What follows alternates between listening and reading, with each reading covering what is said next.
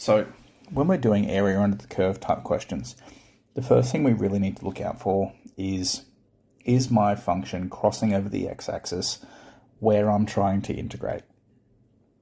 And obviously this one is, because that's what the example's called, a negative area example, but how do we check? Well, the main way that we check is we look at our bounds.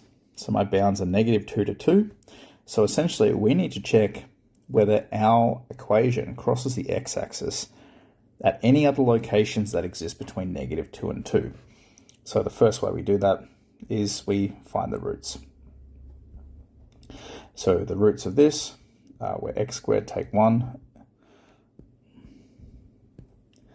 and x squared take 4 equals 0. So that's where x squared take 1 equals 0, where x squared take 4 equals 0, x squared equals 4, x is plus or minus the square root of 4, so x is at -2, and x is at +2. So that's good, that matches up with these bounds, so tick tick, no drama so far. Let's do this next one in yellow. So where x squared take 1 equals 0, so where x squared is 1, so x is at plus and minus the square root of 1, so x is at +1, and x is at -1. Oh boy. So what looks like is happening here is I have two locations where we are crossing the x-axis in between -2 and +2. So how do we deal with that? Well, wherever we are crossing the bounds, we have to flip our bounds. So what am I trying to say? Wherever we cross our x-axis, we have to reverse the bounds. So normally, so let's just write out what it would normally be. So this integral from -2 to +2 of x squared take 1, x squared take 4 dx. Now, that's what we would normally have. And normally we would just open up a big old set of brackets and go all the way from -2 up to +2. But that is not going to work, because what we've actually got is an equation that crosses the x-axis at multiple different points here. So the other issue we have is we can't even integrate that as it is. So the first thing we need to do is expand that out.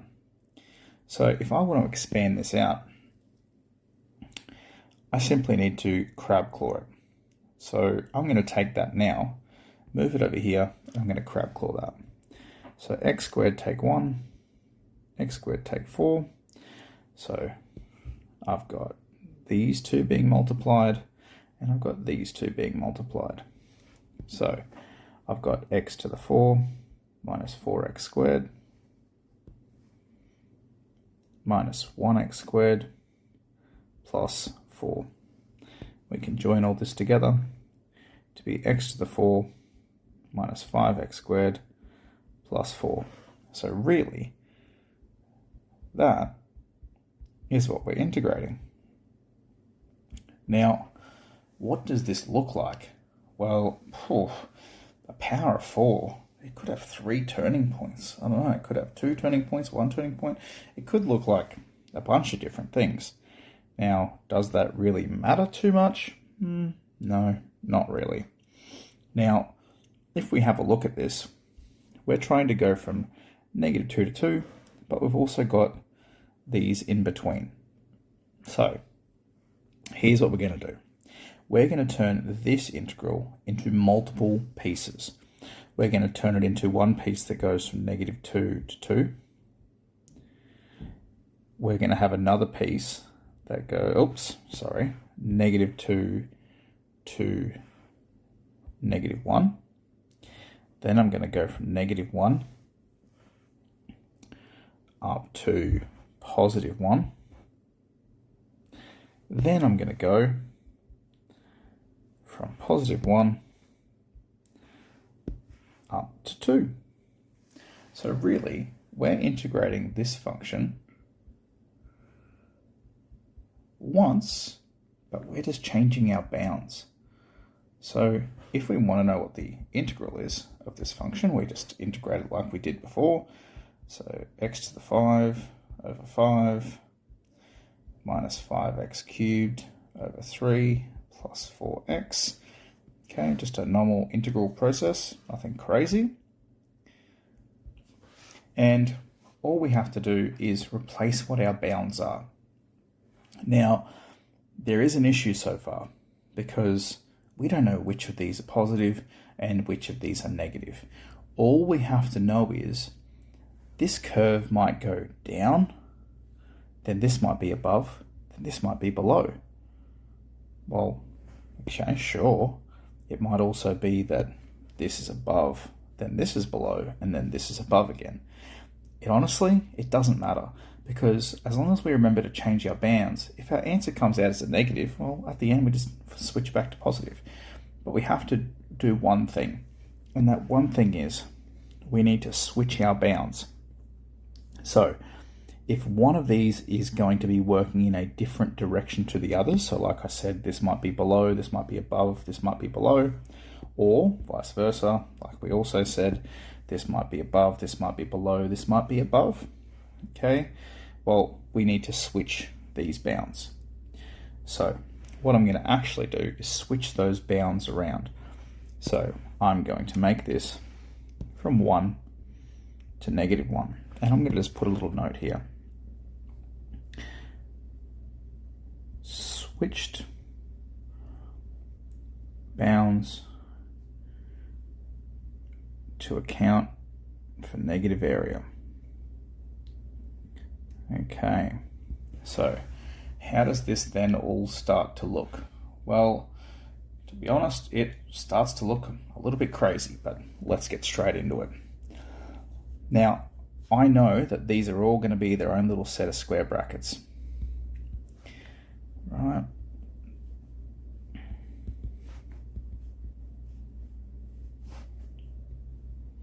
And we're going to set it out just like that. And you're going to see how big this can truly become. So here we go.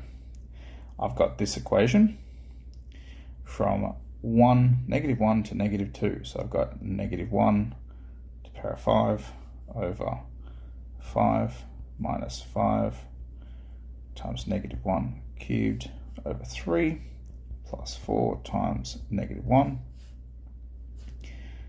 minus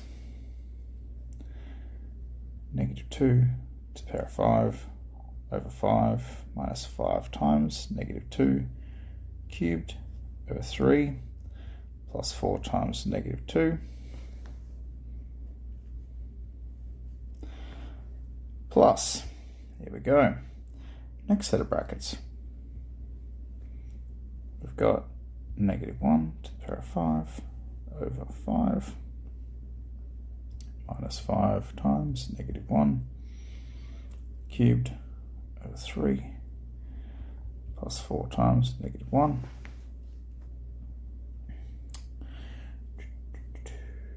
minus 1 to the power of 5 over 5 minus 5 times 1 cubed over 3 plus 4 times 1 plus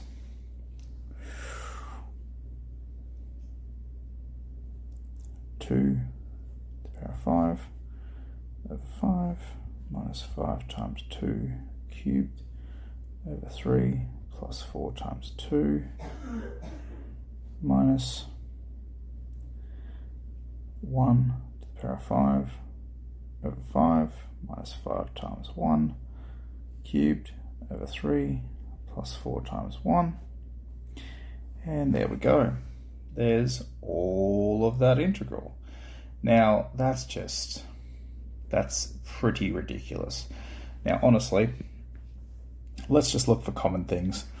This one is all about a -1, and then you're adding a whole other one that's all about a -1. So what we can actually do here is just, instead of having all of these, we don't need to rewrite this twice if we're going to rewrite it. What we could actually do is go, hey, you know what? I'm actually doing this twice. So that seems like it's just a bit of a waste of time.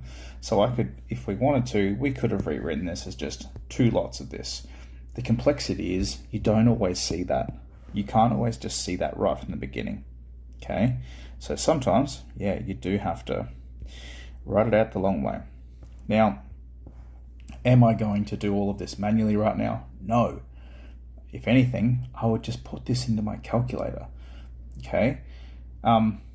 If we did do it manually, it's obviously just piece by piece by piece by piece by piece.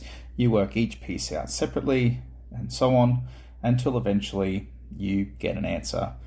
What I would prefer to do is we can just put this straight into our calculator. I'm not going to waste your time, and there's no point me wasting my own time, because the only real difference in the skill set is not about subbing all these numbers in. That's no worries at all.